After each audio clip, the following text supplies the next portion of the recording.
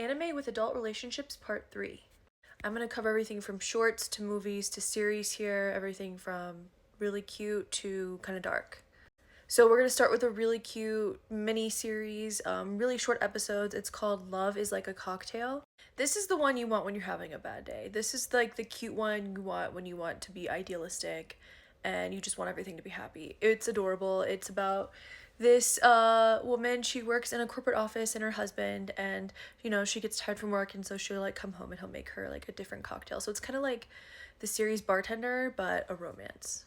Now for movies, we're going to start with the cutest one, or at least I thought was kind of the most heartwarming one, which is Josie, the Tiger and the Fish. It does cover some pretty heavy topics. I think if you like a silent voice, you'll also like this. It has to deal with a girl who she can't walk. She's like 24, and a guy who is a diver, and he like has to come work, or he wants to make extra money to study abroad, so he comes and works to help out with her, and it ends up being like this love story, and I feel like they both grow a lot as people, and it's just really good. Next is Ride Your Wave. This one is more bittersweet, and so it's a little bit more of a it's dealing with like grief in it as well, and also a really cute love story, but yeah, I don't want to deceive you guys. It's bittersweet, but I really liked it. This girl, she meets this firefighter when she her building catches on fire, her apartment building. She's in college, and it starts off this whole like windswept romance. So that's that one. I really liked it, and the art style is beautiful, by the way. So is actually with Josie, Tiger and the Fish, the art style was also beautiful. They're both gorgeous movies. Now I know some of you want BL, and so I got you. I found one. It's called Twittering Birds Don't Fly. This is the last movie I have on the list.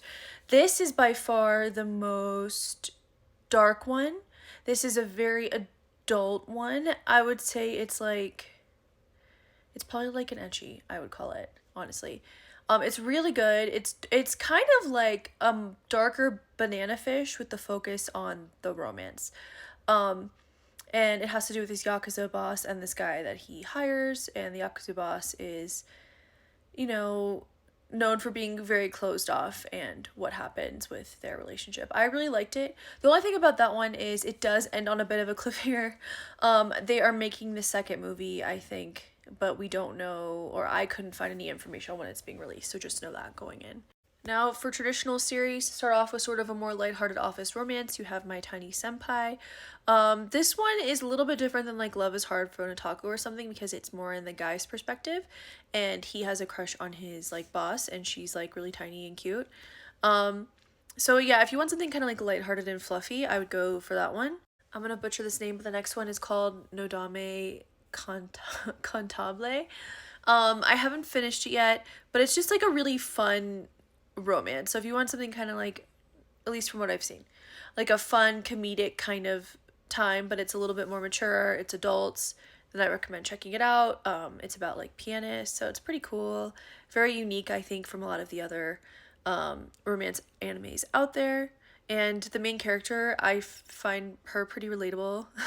I really like her. So now if you want one that's a little bit more kind of like a Nana vibe, a little bit more earthy, but also I'd say like kind of almost feels like an indie movie, then I recommend Seeing Yesterday for me. This one's definitely not like, it's also kind of like Scum's Wish, so it's not gonna be like necessarily like your super happy romance, but it's a very interesting romance, and it deals with a lot of interesting issues, and the character's interesting, and it also I think can be quite relatable at parts. Like it deals with like once you've graduated and you're like figuring out your career and how everyone goes different places, and you're just kind of figuring out your life. And so I really liked watching it, personally. Almost done, guys. I made a long list. Why it took me so long, I guess. Next is Arakawa Under the Bridge. This one is hilarious. This one's like primarily a comedy, but there's also romance in it, but it's like absurd. It's so funny. I'm like halfway done, but I was like, I feel comfortable recommending it at this point. But it's about this guy who he comes from like this wealthy family, and he's always taught to never owe anyone anything. And so it's like his life goal to never owe anyone anything, right? But this girl saves him from, I think, like drowning under the bridge. And so he's like, okay, well, you know, I guess she's like, you owe me, and he's like, oh no. And so he ends up getting into like all these shenanigans under the bridge, and they like have a relationship, and it's really funny. So if you want kind of a lighthearted romance, I recommend that one. Very unconventional. It's a seinen. So is Sing Yesterday to me, so. And before I continue, please consider following me. I am going to make a part 4. I already have a list of part 4. For the last 2, I'm doing 2 more BLs. I know you guys want more BLs, so I've got, and if you follow me, you probably already know, but I have Cherry Magic, which this one's like really cute. I loved this one so much. It's pretty like lighthearted, but it's about this guy. He turns 30 and he is a virgin, and so he like can read minds. He gets like this magic power, and then he meets this guy at his office, and he can like read his mind, and it's like the romance of them. There's also a side romance I loved, and they're both really cute, and highly recommend that one. And the other one is Tadaima Okari. That one is about they're like a cute little family. So it's kind of nice to see one about like family life and being in a relationship and all that stuff, because I feel like they're still pretty rare anime wise. Um and yeah, it's just kind of like them and their cute little family and their cute little kid, and I still have to finish that one too. But if you want something like lighthearted and fluffy, I think it's really really good. So how did I do? Let me know, and stay tuned for when I get to part 4. Because, yeah, I decided this list was already super long, so.